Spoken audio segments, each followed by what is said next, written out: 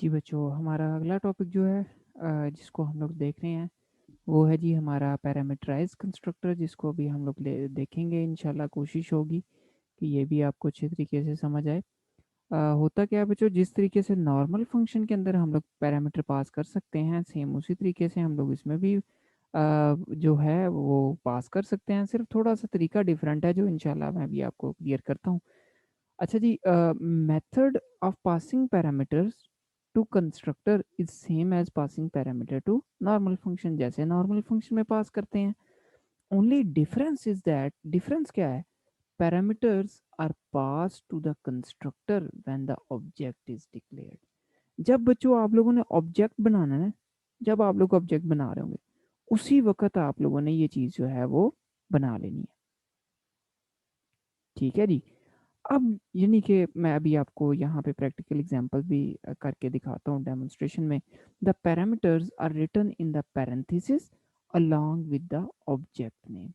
Object के नाम के साथ हम पैरेंथेसिस लगाते हैं डिक्लेरेशन स्टेटमेंट में, और हम लोग इसको करते हैं। अब कैसे करते हैं जी, चलते हैं इसके डेमोन्स्ट्रेशन की तरफ। तो हम लोग डेमोन्स्ट्रेशन की तरफ जाते हैं जी, ताकि समझ आ सके आपको। अच्छा जी, अब मैं सेम जो है यहाँ पे आपके सामने ये चीज़ें ले रहा हूँ। तो कर क्या रहा हूँ मैं, वो जो सेम आप लोगों की है एग्जांपल, मैं उसी को लेके चल रहा हूँ। जस्ट अभी मैं आप लोगों को पैरामीटराइज कंस्ट्रक्टर समझाता हूँ बच्चों। मैं इसको यहाँ से रिमूव करता हूँ। ठीक है जी, मैं यही आपके पास रखता हूँ। अब तरीकाकार क्या है, मैं इसी कंस्ट्रक्टर के अंदर काम करता हूँ। मैं ये करता हूँ, मैं दो यहाँ पे वैल्यूज़ ले लेता हूँ इंट। यहाँ पे मैं कह लेता हूँ ए, ठीक है जी। और मैं कह लेता हूँ करेक्टर टाइप का मेरे पास है जी एक बी।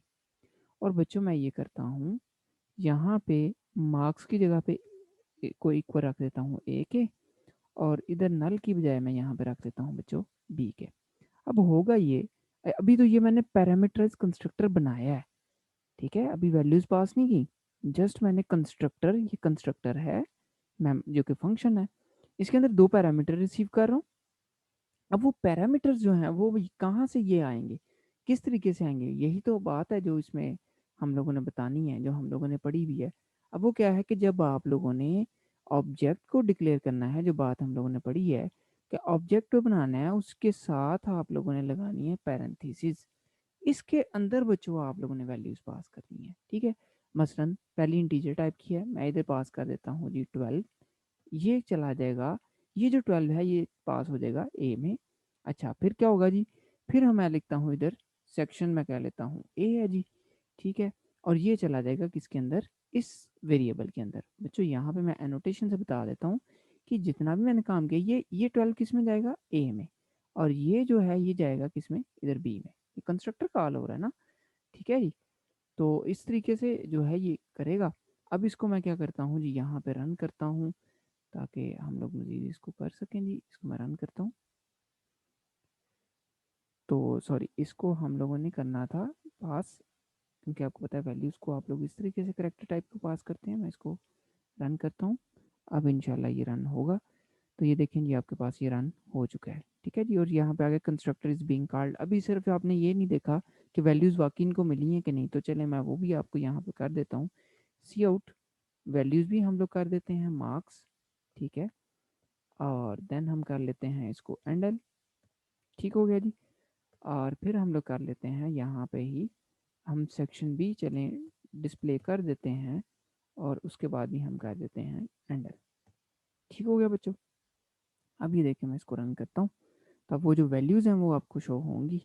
ये देखें, ठीक है जी, 12 ये, और देन हमारे पास ये सेक्शन है जो कि हम लोगों ने उसको वैल्यू दी थी। अगर आप लोग एक और यहाँ पे करना चाहते हैं, तो आप, एक तो तरीका ये है, यहाँ पे भी आप लोग कर सकते हैं, कामा लगाएं आगे वो करें जैसे आप पहले भी करते रहे हैं, नहीं तो एक और लाइन के अंदर लिख लें स्टूडेंट।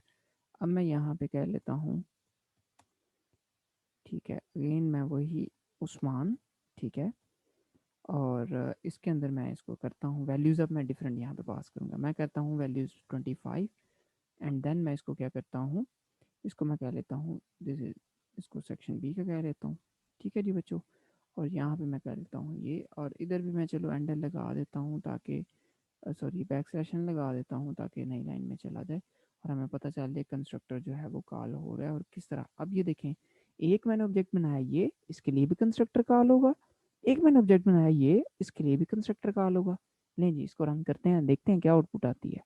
ये देखें जी, तो एक दफ़ा तो हमारे पास ये देखें जी, एक दफ़ा ये वैल्यू आई है 12 a जो मैंने दी थी वैल्यू, और कंस्ट्रक्टर इज बीइंग कॉल्ड। फिर कंस्ट्रक्टर इज बीइंग कॉल्ड, अब ये दूसरे के लिए है, तो 25 और बी सेक्शन। तो बच्चों यही चीज़ आपको समझानी थी कि किस तरीके से पैरामीटराइज कंस्ट्रक्टर जो है वो काम करता है। ये देखें आपके सामने पैरामीटराइज कंस्ट्रक्टर बनाया था, और यहाँ से वैल्यू पास करने का तरीका ये होता है कि जब आप ऑब्जेक्ट बनाते हैं उसके साथ ही आप लोग वैल्यूज़ भी उसको पास कर देते हैं। तो ये हमारा बच्चों इस वीक का टॉपिक नंबर 2 था, जो कि था पैरामीटराइज कंस्ट्रक्टर।